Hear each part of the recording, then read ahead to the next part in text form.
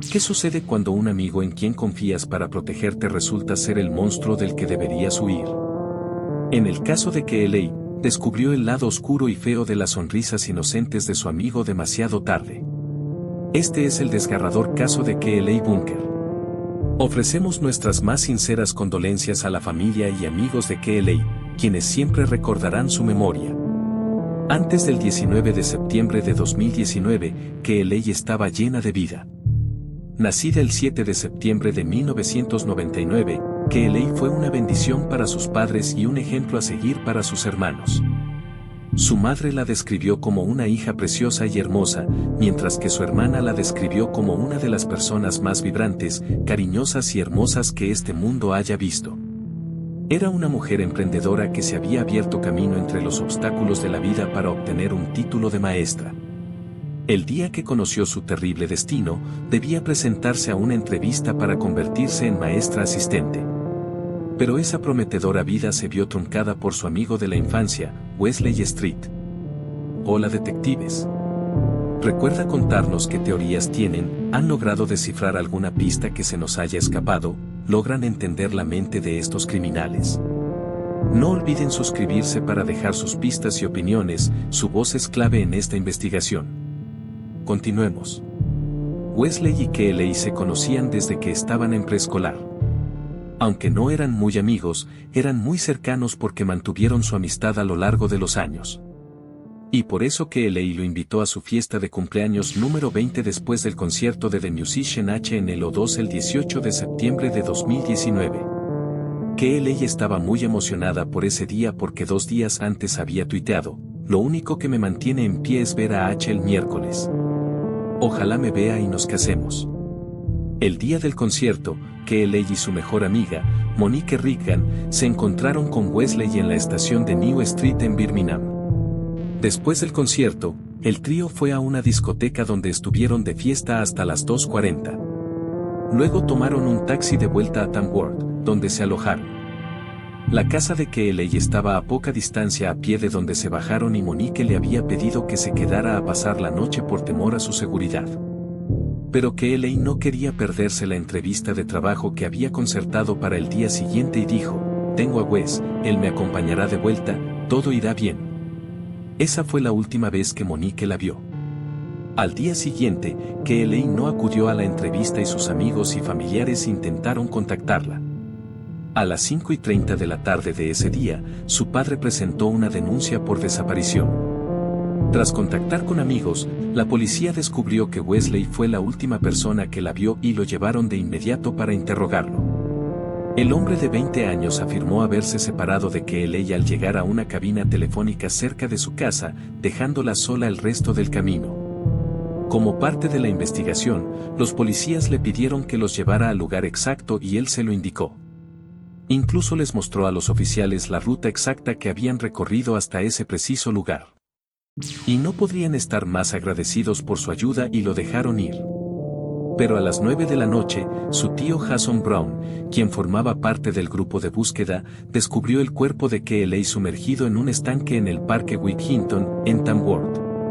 Le habían quitado la ropa y tenía marcas en el cuello que indicaban que había sido estrangulada. Era una escena horrible. Wesley se convirtió inmediatamente en el primer sospechoso. La policía arrestó a Wesley y comenzó el interrogatorio. No lo es. Obviamente no lo es. No lo es. Lo que quieres es volver a la patrulla. Nadie te culpa. Dijiste cuando estaba en casa que solo tenía que hablar con el oficial y luego ir a buscar a qué. Luego iré a buscar a Killy y luego me contestas el teléfono. Pero como dijo mi colega, en este momento, ya sabes, nosotros. Hay mucha gente involucrada en lo que está sucediendo, de la cual somos los PC, y hay personas con mucho más poder que nosotros que toman decisiones. Ahora, cuando dices que me vas a quitar el teléfono, siento que me estás culpando. No nos hemos culpado. Compañero. No lo hemos hecho. No lo hemos hecho ni una sola vez desde que estamos en este coche. Creo que tu padre puede dar fe de ello. No te hemos culpado ni una sola vez de nada. Todo lo que hemos hecho. Nuestros jefes nos han dicho que tenemos que enfrentarnos a esto.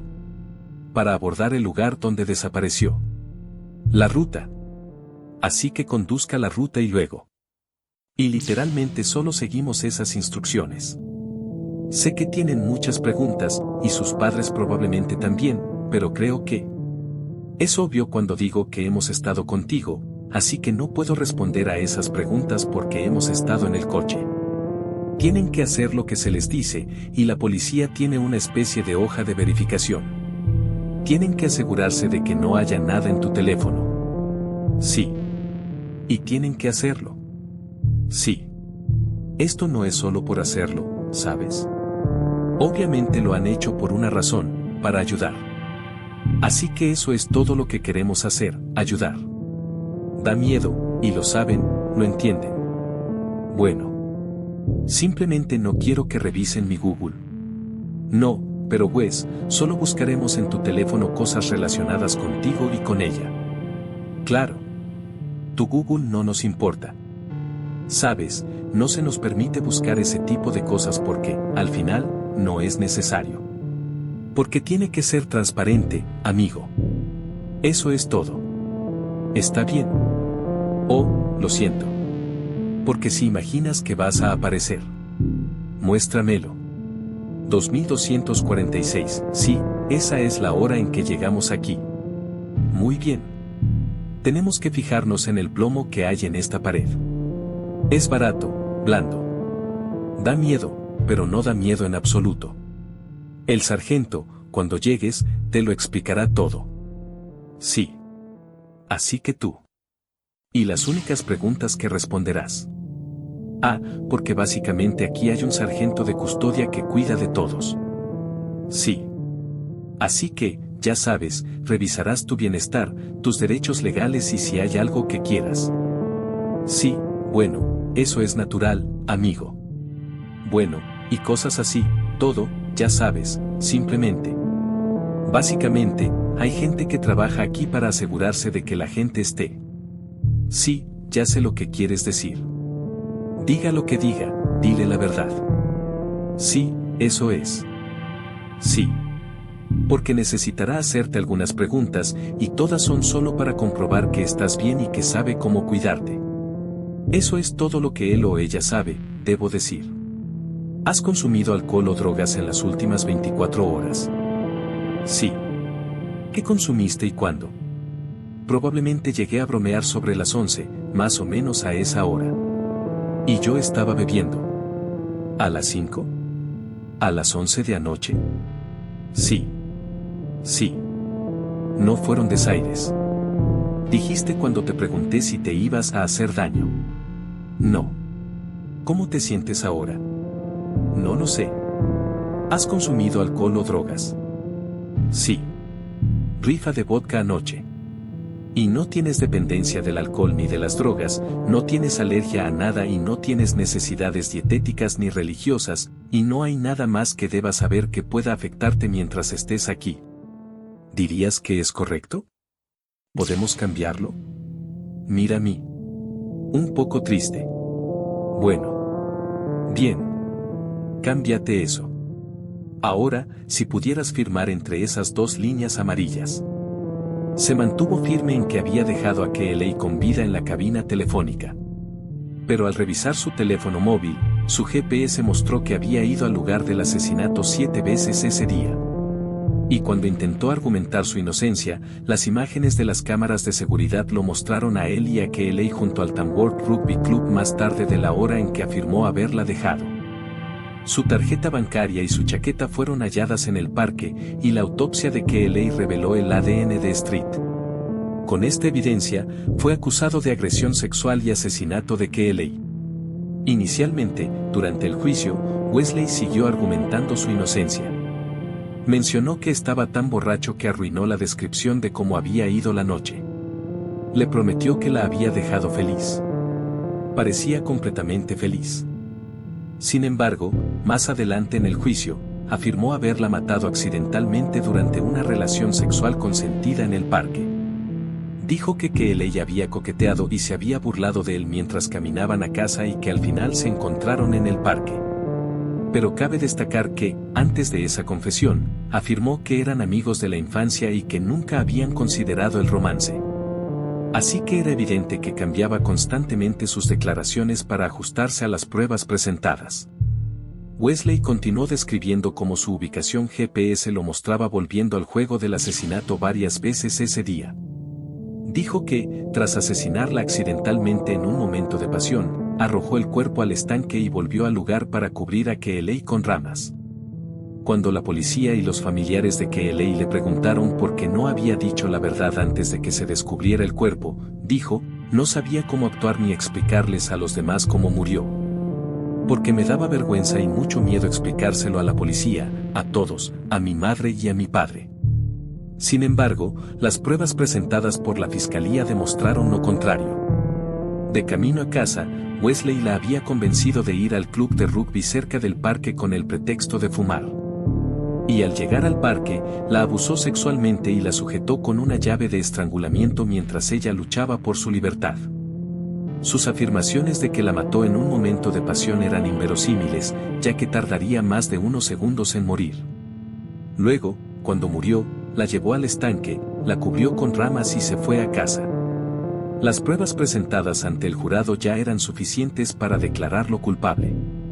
Pero antes de la fecha de la sentencia, salieron a la luz más pruebas escalofriantes sobre la naturaleza horrible de Wesley. Debido a la gravedad del caso, los medios de comunicación se apresuraron a publicar detalles sobre el juicio. Y esto, sin saberlo, desencadenó la reacción de mujeres que habían sido víctimas previas de Wesley. En el tribunal, Wesley se presentó como un joven que había cometido errores inocentes. Su padre también declaró que era autista y necesitaba ayuda para comprender los procedimientos del juicio. Pero 3 mujeres que habían sido víctimas de su agresión sexual salieron a la luz para destruir hasta la última gota de inocencia que les quedaba. En 2015, agredió sexualmente a una joven de 16 años. En 2017, su víctima fue una joven de 15 años. Y apenas unos meses antes de la muerte de Keeley, su víctima fue otra joven de 20 años. Aunque las investigaciones muestran que existía la posibilidad de que hubiera más víctimas, esas 3 fueron las únicas con el valor de dar un paso al frente. Una de ellas declaró ante el tribunal que creía que nunca lo superaría. Pero había luchado contra los pensamientos repugnantes que casi la abrumaban.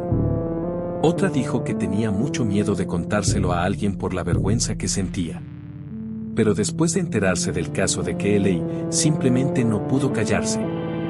Después de que Wesley me atacara, tenía miedo de contárselo a alguien. Sin embargo, en retrospectiva, si algo te revolvió el estómago, definitivamente no está bien. La tercera sobreviviente compartió cómo se culpaba por el incidente por haber ido a su casa. No fue hasta que escuché la triste noticia de Keeley que me armé de valor para contárselo a alguien. Fue entonces cuando sentí toda la fuerza de lo que me había sucedido. Pero para entonces, ya había superado mi dolor de una forma que considero muy mala. Hannah Sidabai, la fiscal principal, describió el delito de Wesley como un patrón delictivo.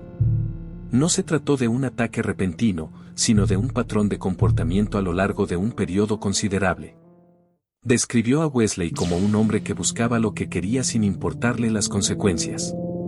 También mencionó que su aspecto inocente y su carácter amable hacían que sus víctimas le tuvieran menos miedo. Los informes indican que sus víctimas eran amigos o conocidos. Es fácil tener una imagen estereotipada de un perpetrador, pero a menudo no pensamos en un joven popular, con muchos amigos, conocido y apreciado. La inspectora detective Cheryl Annon, investigadora principal del caso, también describió a Street como un personaje astuto y manipulador.